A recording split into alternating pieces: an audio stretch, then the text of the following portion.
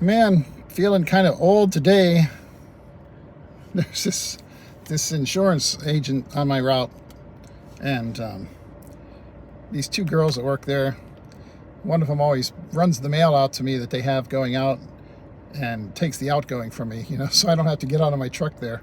And I went in the parking lot and turned around today, and the one girl comes out, and I turn around and come back over there, and she's like, "Yay, guess what day it is today?" And I was like, "Your birthday?" She says, "Yep, 23 years ago, the world was blessed." And I thought, wow, 23 years. I'll be 62 this year.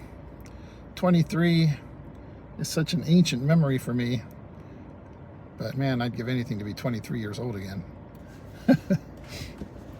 But I just wanted to stop here on my way home, now that my air conditioner has got things cooled off a little bit and I've stopped sweating, to make a little video here about people bringing their Filipina over here to the United States and making sure you do things right.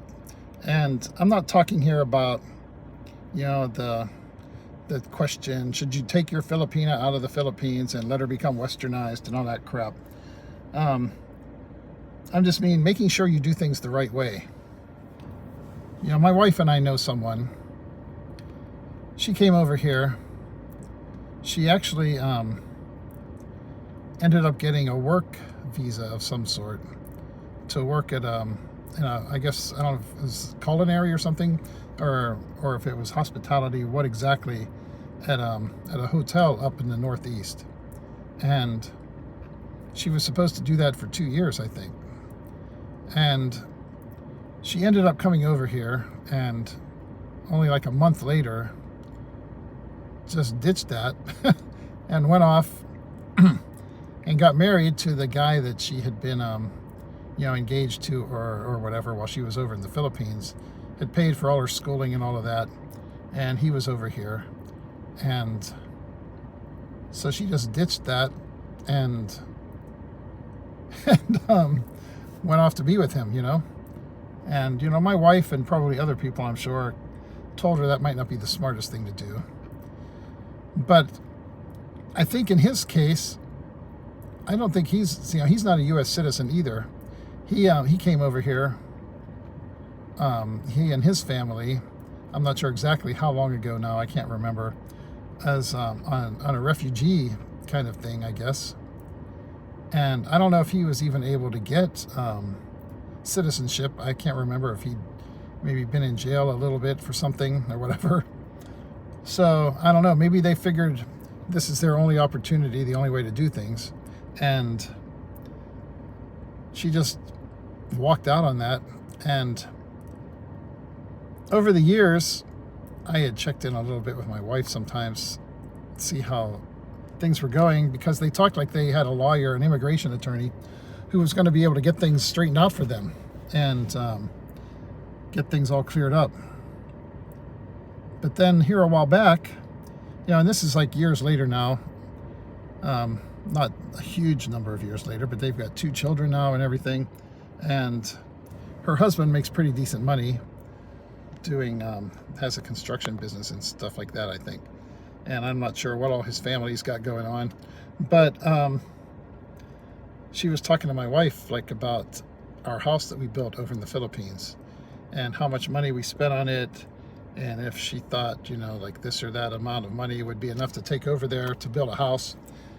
And apparently they were talking about going back over to the Philippines, and I guess he was going to stay over there with her for like 6 months or something and then come back here to work. But all these problems, just because they didn't do it the right way. And when she did come over, she didn't abide by the terms of what she was supposed to be doing, And now that's something that's gonna haunt her.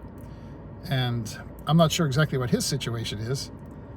I'm not sure about him, as far as going to the Philippines. I'm not sure if will he be able to get into the Philippines, or will he be able to travel? I'm not sure exactly what kind of passport and everything he has, and things like that. I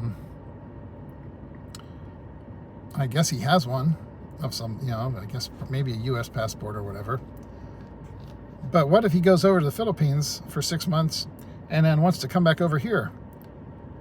Maybe he's not going to be allowed to get back in. There's just this whole cascading, series of events that happen whenever you try to shortcut the system and don't do things the way you're supposed to. And everybody laughed for years and said, just go to Mexico and walk across the border and everything will be fine, and joking around like that. And all these other people who are here without doing things the right way. But if you're in a situation like that where you're involved with somebody from the Philippines, if it's somebody, maybe it's somebody you met over there while you were actually over there on vacation or something, you met them online or whatever, maybe you've gone over to visit them and you're thinking about bringing them back over here, you really need to make sure you do things right. It's frustrating sometimes doing things the right way. It takes time. You have to have all the forms right and go through all the waiting and all of that. But if you're hoping to have success and get that person over here without any kind of legal issues and creating more problems for yourself down the road, you just can't try and take shortcuts and think you're going to game the system and you're so much smarter than everybody else and you always know what's right and don't worry, I know what I'm doing. We've all seen people like that who think they're right about everything and always have the answers, and then you see them in situations like this.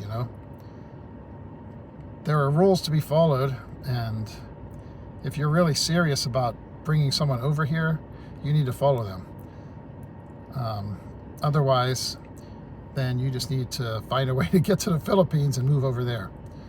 Because if you're going to be together with that person and you're going to do it here, you better follow the rules. And even once the person is here, there's a certain period of time, getting conditions removed for a permanent residency, and if they want to get citizenship eventually or whatever. And if you're not doing things the way they're supposed to be done at every step of the way, you're going to end up screwing yourself. You don't want to be stuck over here out of legal status. People act like, it's no big deal or whatever, and we'll get things straightened out, but you never know. It's just like people in the Philippines who overstay their visas and stuff, and they're now in limbo. They're hanging out over there, their passport's expired, and they have no way to get things straightened out. You just have to make sure, if you're bringing somebody over here, do it the right way. Some people don't want to spend the money to do things the right way, or maybe they have little issues in their own past or whatever where they're not in a position to be able to sponsor somebody the way that they would like to do things, legally. But you can get away with stuff, for a certain period of time, and sooner or later, though, especially you end up in a situation like we are today with an administration that's just not playing games anymore with this kind of stuff. Just because people got used to people letting it slide, for so long. And now we're in a situation where it's just not like that anymore. So you have to make sure that you got stuff squared away. I'm looking for some action over here. We got the police. On the other side of the tennis courts, we got an ambulance from the fire department rolling up. I thought maybe the police were just stopping to check on me and see if I was like a perv stopped here to watch kids play on the parking, play in the playground or something. Maybe they got something going on. I don't know. Anyways, that's my thought for this wonderful hot Florida day. Make sure you do things right, or you'll pay for it in the end. Somebody's going to pay for it. You will, or your wife or girlfriend will.